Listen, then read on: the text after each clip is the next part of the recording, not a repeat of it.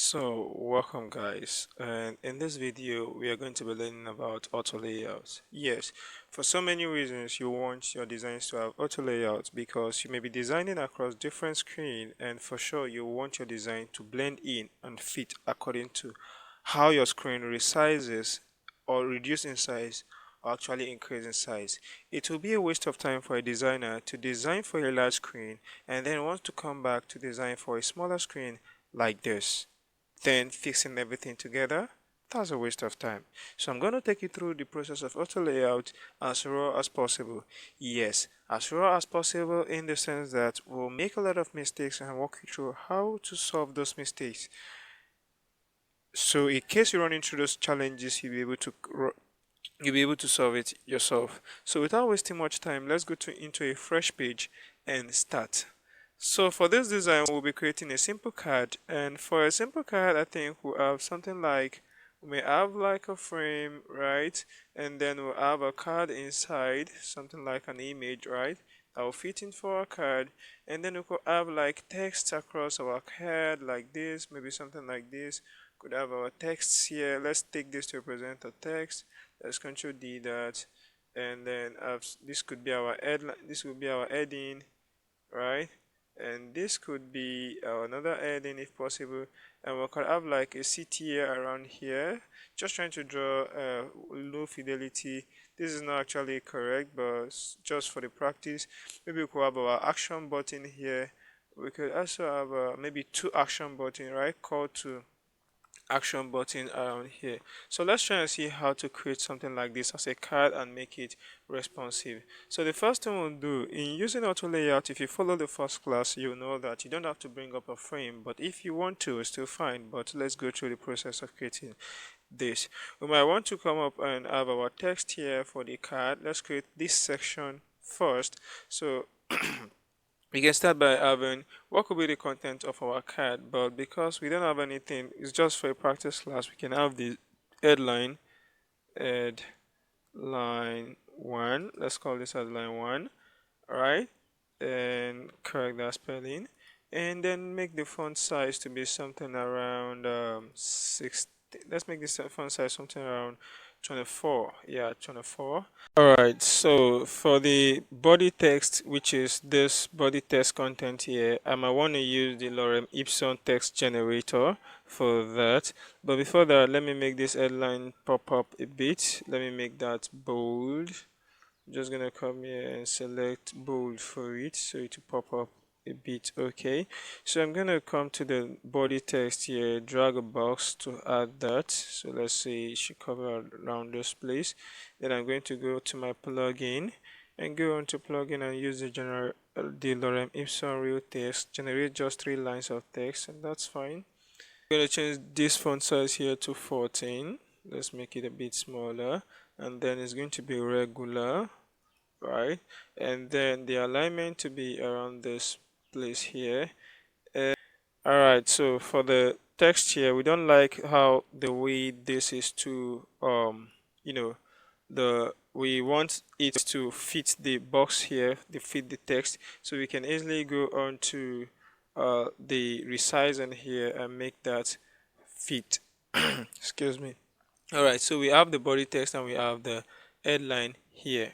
Now the next thing is to create the button text. So we can come on to this text here, and the first text call to action button should be buy now. Let's say buy now, and you know how to create a button already. I might want to change the button text to bold, right? Let's make that bold instead of regular. And to add a button, to create a button, after writing the call to action bar text, use the auto layout option, which is, if you're using a computer, is Shift A, and that adds a box around it, which you can find here. Right, so I can click on that and make that button so I can remember later. Button. Alright, so here I can actually change the color of this frame that is added, because when you add auto layout automatically adds a frame around your content. So I'm going to add a color so you can see that. Add a fill color here. I'm going to make it a bit blue, and then I can double tap it to get the text layer and change that text color to white. And there we go. And I can change the padding around this text in the frame to be, let's say, automatically Autolayout add the padding, so I'm going to change that padding to 16, and this the up padding should be 8, and that's fine. And I want to change the radius to, let's say, somewhere around 10, and that's fine. So I can come here because I need a to call to action button, then I duplicate this, Ctrl D, and double tap on it to change the text, and that's going to be add to cart, add to cart. All right, so we have our two button here, we have our heading text, and we have this, and we need this frame here for the picture. I'm going to bring up a frame for that, and I'm going to drag it to be somewhere around this size. If you are designing real life designs, you might know, you will already know the size you're going to use, but in this, let's use 298 for now, and you can always change anything. So this is our frame, and we need to add a picture. Click on the frame and go on to your plugins here, navigate to plugin, go to Unsplash, and let's just look for an item to add. So I'm going to come here to search. Let me look for something to use. Let's say bag. Let's say bag. Excuse me. Alright, so now it has loaded, and we'll just pick any of the bags here that meets whatever we want. But I'm not doing anything fancy, so I'm just going to pick this. Okay, let's go with this. Let's see how it adds to the frame. But to make, we can double click on the image in the frame, because if you look at this, this is the frame, and the frame has an image in it. If you go to the field, you find that there's the image. If I click on it, I can actually set that to fill. It is set to fill already. So now it's time to make it a card as this one here. So I'm going to have this, use the Alt key, drag it here. Alright, so the best thing to do is to select everything and add auto layout independently, but the mistake people do is to select everything like this and then add the Shift A, and that is okay, but you are not going to get what you actually want. It's not even okay, because look at our text here and look at some other stuff just scattered about, which is not what we want. So let's do it the right way. Come in here. How to add auto layout is this: you auto-lay things that are similar or related. Looking at this, I'll start from the bottom. The text and these two buttons are related, so I'll use the Shift key to hold it, and use the Shift key to use the Shift A auto-lay everything. These two are now in one auto layout. So I can come here as well and look at these two, they are related. So I'm selecting this, select this, and use the Shift A to add auto layout. That means this here is now in an auto layout on this. So I can click on this frame here, name this to my buttons, so I can easily, for easy reference, buttons. And for this frame here, select it and make it the body text. This is the frame. Select the frame, make sure you are tapping on the frame, double tap on it and make it body text, and that's fine. So I can come here as well and make this the image frame. Let's see, image frame. Alright, so now I have everything well labeled. I can also come here for this image frame and add Shift A to make it an auto layout, but I'm not going to do that. So Ctrl Z, I'm not going to do that. It already has its frame, so I will select this here. Now it's time to, after I've auto-laid everything, it's time to now join them together in one frame. So I'll select this and this body text, Shift E. You see, it's now making sense, right? They are in one frame. So I can still select this whole frame. This, we can still rename this for easy: body frame, body and button. So this is body and button frame. So this body and button frame, click on it and add the image frame as well, Shift A. And then it's making sense gradually, right? We can actually select the whole of these things now. We can have the whole frame here now. This is whole frame. My content. Let's call it the content. And then we have our whole frame. So I can select this here and come here and let everything to be aligned in the center, right? Making sure it's aligned in the center. So I can select this frame here, this frame, and come to this place and make it to fill container, and you see how that fills it perfectly. Alright, so that all that space that was left before will no longer be there. I can now select this or select all the content inside, and if I want to add my gap, let's make a gap because I want to fill this gap here. Let's make it around 8. Let's say 8. 8, and 8 is fine by me. Right, now we can easily work with the gap of this without interfering with this content here. So if I want to interfere with the content between this my body text and my action button, I can click on this frame, which is body text and button, and work on the gap. Let's say I want the gap to be 12 or 14. Let's say 14.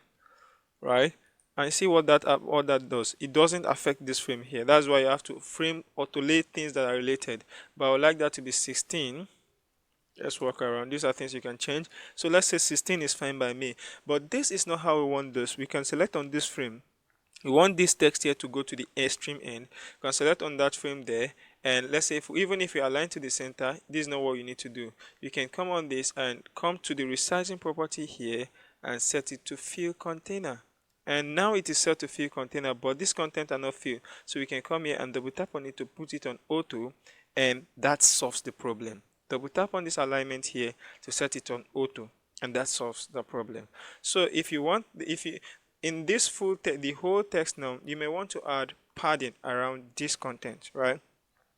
So you go on to padding, so there should be enough white space. I'll go on to my padding, and I would like a padding of I would like an horizontal padding of 32. That's too much. Let's say 16. Right, 16, and this should be 8. 16, 16. Let's work with 16, 16, and this is fine. You cannot see that now because I've not added a fill to the whole content. So I can click on the content frame and come to my fill, add a fill, and now you can see the padding that I just added. And since we have this, it's time to test the responsiveness. We can still come to this frame here and set a corner radius of 10. And that's looking nice already. So I can come out to this frame here, select the content, and see how it responds. If, for example, I want to add it to a frame that is larger than this size here. So let's see if that responds. And somehow this is fine. Somehow this is fine. You can see it's responding, as opposed to if I had used this frame with autolaying everything together. See, this doesn't even make any sense, right? But we can fix this. So let's go back to this, our main frame here. You can see we have our content responding, but for some reason the way this image is responding is not what we would want, right? You can click on the image frame like this, and then if you come up to click on the image, not the image frame, double tap on it, you see the image here, and you can lock the aspect ratio. Come to this place here, you see where you say lock aspect ratio. If you like the frame image aspect ratio like this, you click on it to lock it, and let's see what that does. If you click on this and you try to expand, you see that the image doesn't expand disproportionately as it used to be before, right? Maybe you don't see that. Let me unlock the aspect ratio. Oh, sorry, we just did this for the content. You have to click on the image, double tap on it, and make sure you are clicking on the image. So yeah, we have the image now. You come to this aspect ratio, it is locked. Let me unlock it and show you what we just did. You see the image is not responding properly, it's resizing disproportionately. So I will double tap on this image again and come to this aspect ratio and lock it. And then if I go to my main content, which is this content, whole content, and expand it, you see that that works better. You see the image in the frame is not responding, it's not resizing disproportionately. And some other things we can solve is looking at this button here going the way we don't want, right? We can actually solve that by putting a gap, right? Setting a fixed gap along it instead of letting it to be auto. But for now, we're going to leave that depending on what we want to design. But if, for example, I want to have multiple of these cards, right? Multiple of these cards in one frame, I can have this, Control D. I can Control D again. So we have 3, or Control D. Let's say we have 4 of this card, right? 4 of this card to be added in a frame. Let's have a desktop frame here. Let's have a desktop frame, and okay, let's use this. We have a desktop, let's choose a desktop frame, and which is this. So we want to bring the whole of this content inside our frame now, right? So I just select everything, Ctrl Z. So if I select everything here, right, and then I drag it into this frame, which is our desktop frame, right? So one thing I might want to do to make sure these things here, as they are set into this frame, I will still want a mobile screen frame. So let's bring up a mobile screen frame, a mobile phone screen, let's say iPhone 16, fine. So I want all of this to still be in this iPhone 16 screen. I'll still select them, oh, just selecting, sorry, let's have shift, everything is selected. So if I want them inside this frame, let me use the alt key, drag them inside this frame. You see what we have, right? It can't fit into the screen, so now I have to start arranging. So it's not even entering the screen. I have to start arranging. So we're going to walk through, the best practice to actually do this easily and let it fit into the screen instead of having everything scattered about. But we are going to do that, not to make this video too long. We're going to do that in the next session of this course, and also work on other stuffs that are not properly arranged here in the next video. So for you to follow up with this, make sure you subscribe and turn on the notification bell so you'll be updated for when the next video is live. See you in our next video. Ciao.